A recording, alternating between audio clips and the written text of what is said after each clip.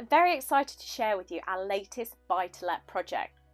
It's a bit of a quirky one actually, but I think that makes it all the more interesting for you.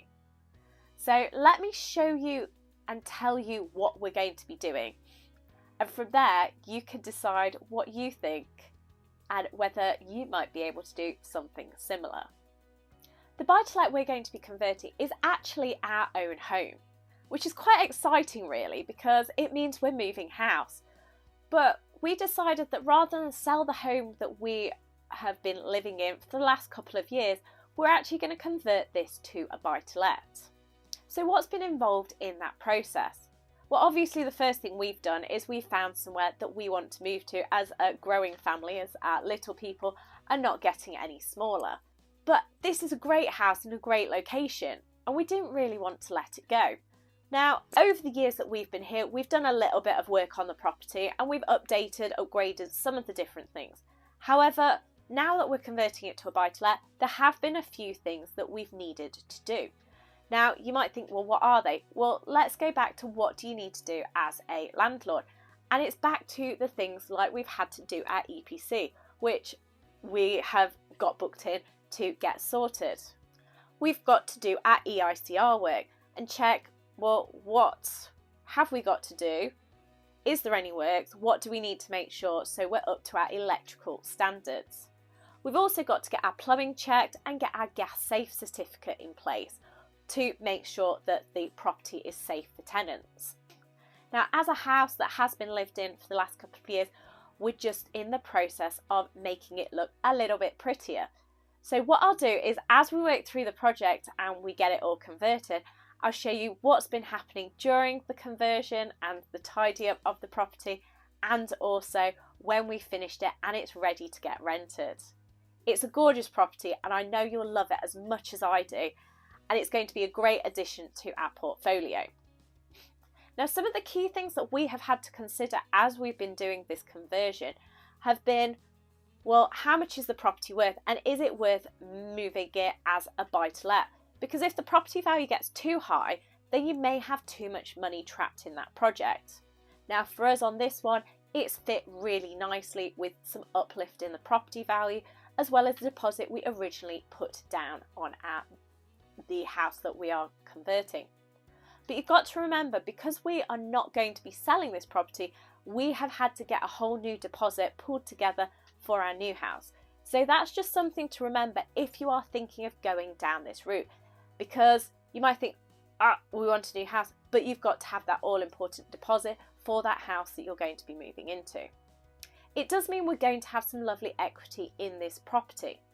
However, the next thing that we probably ought to consider is the mortgage, because there is a mortgage on this property and that's not a problem. Now, for this one, because we do have a mortgage and we have a couple of year deal that we are on, we are looking at getting a consent to let from our mortgage provider. And this is something that you may need to consider if you're thinking of doing this sort of approach. You may need to check that the mortgage provider that you go with will enable you to do this in the future if you are deciding to do this.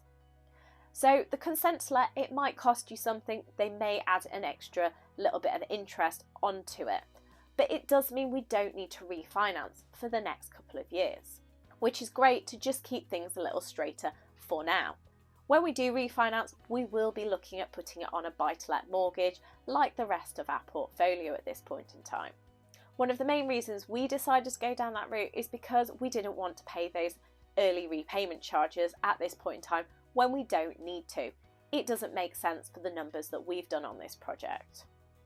Our plan for this property is to move it into our company in the next couple of years, so it will become part of our Believe property business, which is great because we'll definitely continue to expand the portfolio we have in our company.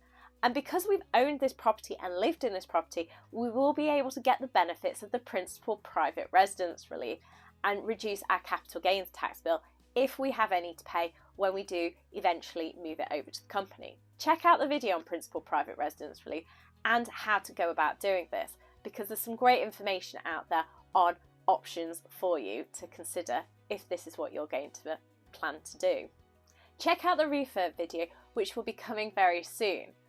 This will show you exactly how the house is laid out, what it's got and what we've done to the property. And then I'll follow with that all important when it's finished video so that you can see exactly what we've delivered to our tenants to be that will hopefully be moving in very soon. I'm Kimberly Shapcott from Shapcotts Accountants and Believe Property. Please check out the rest of the videos on this project, and please let me know if you've got any questions or any comments on what we're doing to this project. Please like the video and do subscribe to the channel, and let's make tax less taxing.